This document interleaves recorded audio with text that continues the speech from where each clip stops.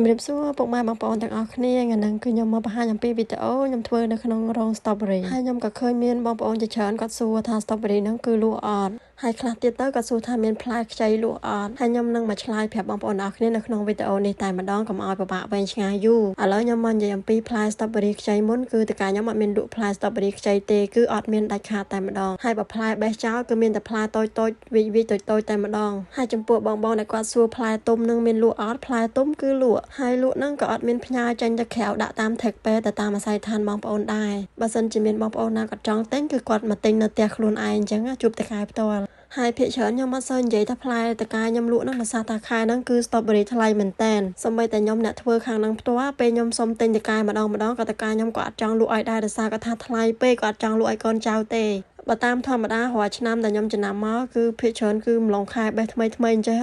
គឺថ្លៃមែនតែនបងប្អូនក្នុងមួយកេះក៏លក់បានចន្លោះពី30000ទៅ40000វ៉ុនហើយមួយកេះហ្នឹងគឺមានតែ4ប្រអប់ឯណាបងប្អូនដូចវីដេអូខ្ញុំបង្ហាញកាលលើកមុនអញ្ចឹងហើយតម្លៃគឺអាចលើសខ្វះគ្នាតាមផ្លែដែរណាបងប្អូនក៏មានផ្លែធំផ្លែតូចអីអញ្ចឹងទៅហើយនិយាយទៅគឺរឿង strawberry នេះខ្ញុំផុសទៅគឺឃើញមានបងប្អូនចាប់អារម្មណ៍ច្រើនមែនតែនទាំងអ្នកនៅជិតទាំងអ្នកនៅឆ្ងាយមានទាំងអ្នកនៅខ្មែរមានទាំងអ្នកនៅវៀតណាមទៀតដែលគាត់ឆាតមកសួរខ្ញុំហើយមួយវិញទៀតបងប្អូន strawberry ពេលយើងបេះថ្មីអញ្ចឹងគឺហូបឆ្ងាញ់ជាងពេលយើងទិញនៅម៉ាតដូចថាគេទុកយូរអីចឹងណាព្រោះឯពេលដែលយើងរៀបចំដាក់ប្រអប់ហើយដឹកផ្លូវឆ្ងាយអីទៀតអានឹងអាចធ្វើឲ្យផ្លែហ្នឹងអន់សម្រស់អន់សបល់អីចឹងទៅបើប្រៀបធៀបជាមួយនឹងអាបេះថ្មីយើងបេះពីដើមមកភ្លាមគឺស្រស់ខ្លាំងហើយឆ្ងាញ់ទៀតហើយខ្ញុំយល់អារម្មណ៍បងប្អូនហើយគាត់ឃើញវីដេអូគួរឲ្យចង់ហូបមែនតើដោយសារតែយើងបេះពីចកាថ្មីយកបងប្អូនហ្នឹងហើយបងប្អូនអើយបើសិនជាចង់ហូបអីមានម៉ាកនៅចិត្តអីទិញនៅម៉ាកទៅបងប្អូនតម្លៃប្រហែលជាមិនខុសគ្នាហ្មងទេ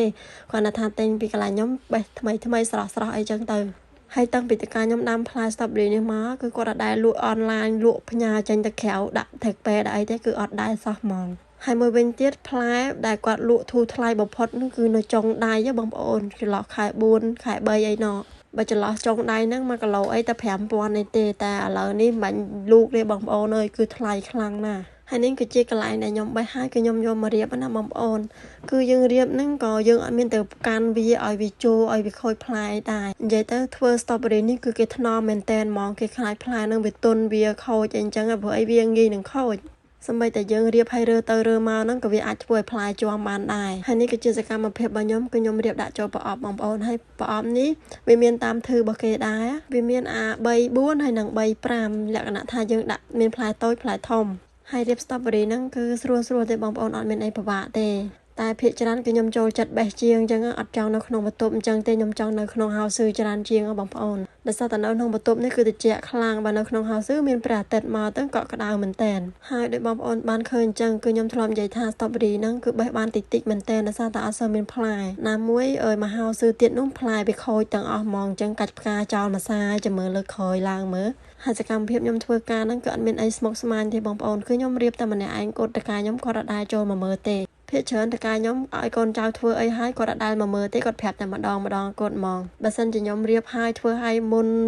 ម៉ោងមុនអីចឹងទៅគឺខ្ញុំត្រូវទៅសួរគាត់បន្ថែមទេប្រាប់គាត់ថាធ្វើហើយគាត់ប្រាប់យើងឲ្យទៅធ្វើអីបន្តទៀតអញ្ចឹងហើយភាគច្រើនពេលដែលខ្ញុំអ្នករៀបអញ្ចេះបើសិនជាខ្ញុំរៀបហើយមានសល់ផ្លែខ្ញុំអត់ចាំបាច់សួរតកាទេបងប្អូនគឺខ្ញុំអាចយកមកញ៉ាំបានតាមចិត្តខ្លួនឯងហ្មងដោយសារតែខ្ញុំអ្នកធ្វើខាងហ្នឹងស្រាប់សល់ប៉ុណ្ណាអីគឺខ្ញុំអាចចាប់ចែងខ្លួនឯងបានអញ្ចឹងបងប្អូនហើយតកាខ្ញុំគាត់អត់សូវហូបផ្លែ strawberry ហ្នឹងទេបងប្អូនខ្ញុំពេលខ្ញុំរៀបខ្ញុំខំទុកអាធំឲ្យគាត់ហូបហើយក៏គាត់អត់ហូបដែរគាត់សុខចិត្តឲ្យគេបំឲ្យគេឲ្យកូនចៅនឹងឯងភាគច្រើនណាយូរគាត់ហូបម្ដងហើយហូប1 2ឯទេតកាខ្ញុំមកចាហើយវីដេអូការងាររបស់ខ្ញុំគឺមានតែប៉ុណ្្នឹងឯណាបងប្អូនទាំងអស់គ្នាជួបគ្នានៅវីដេអូក្រោយទៀតបាយ